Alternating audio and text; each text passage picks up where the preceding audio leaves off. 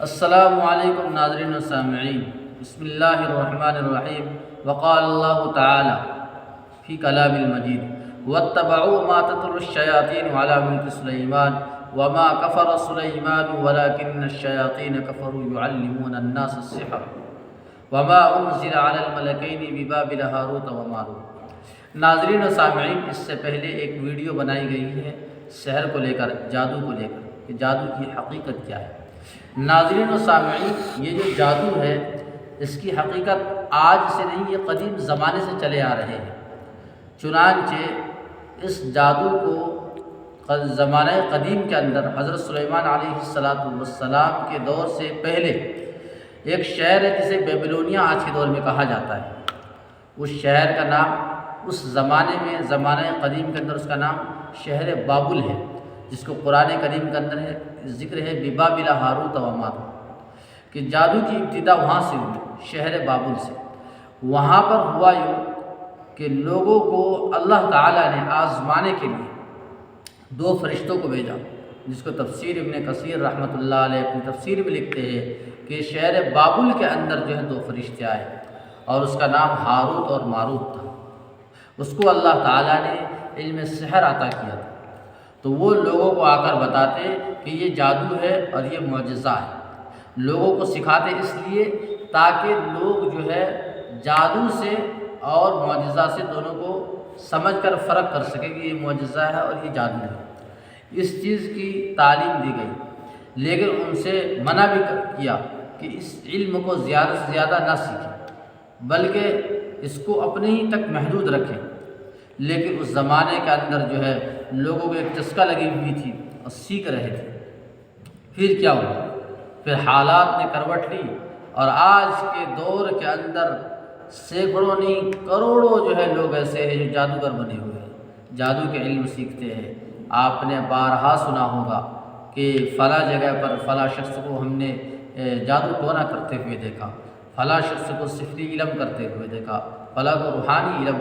یہ بہرحال جادو کی جو ابتدا ہوئی ہے وہ حضرت سلیمان علیہ السلام کے زمانے سے پہلے سے ہے، جہاں پر اللہ تعالیٰ نے حضرت ہاروت اور ماروت کے دو فرشتوں کے ذریعے سے جو ہے انسان کو علم سحر سکھایا۔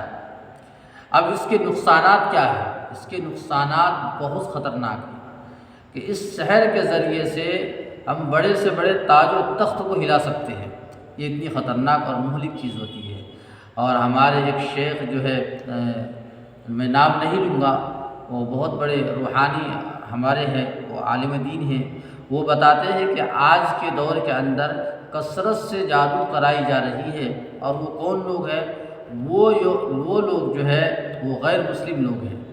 آپ لوگ اشارتاً سمجھ سکتے ہیں، ان میں ہندو بھی ہو سکتے ہیں، کرسچن بھی ہو سکتے ہیں، یہودی بھی ہو سکتے ہیں، کیونکہ ان لوگوں کی تعداد بڑی تیزی کے ساتھ بڑھتی جا رہی ہے، اور ان کا کام اور مقصد صرف اور صرف ایک ہی ہے۔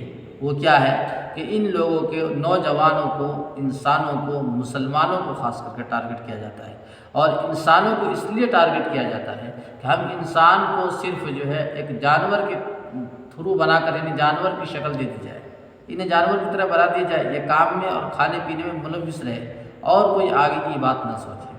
ان کا مشن ہی یہی ہے دجالیت کو پروموٹ کرنا، اور یہ سارا معاملہ جو ہے یہ جادو سے کنیکٹ ہے، آپ اندازہ لگا سکتے ہیں۔ تو اس دور کے بارے میں اللہ کے نبی صلی اللہ علیہ وسلم نے ارشاد فرمایا کہ کیا کرنی چاہیے زمانہ اخیر کے اندر، تو یہ بتایا گیا کہ اس دور کے اندر جو ہے ہم قرآن کریم کی زیادہ سے زیادہ کثرت کریں۔ اور جو میں نے شیخ کا ذکر کیا، وہ شیخ نے فرمایا کہ اس دور کے اندر جتنا ہو سکے اتنے زیادہ کثرت سے سورہ کہف کی تلاوت کریں، اور اگر سورہ کہف جن بھائیوں کو نہیں آتی ہو تو قرآن کریم کے کوئی سی بھی آیات کا ورد کریں۔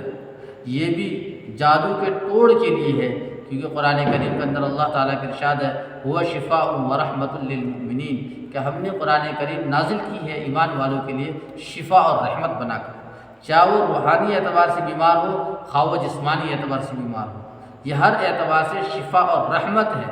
اگر یہ بھی کسی کو نہیں آتے ہو کہ وہ سورہ کہف نہیں پڑھ سکتے ہیں تو کم سے کم وہ سورہ فلق اور سورہ ناس کی ورد کرے۔ امید ہے آپ لوگوں کو یہ ویڈیو سمجھ میں آ گئی ہوگی، اس کو زیادہ سے زیادہ لوگوں تک شیئر کریں۔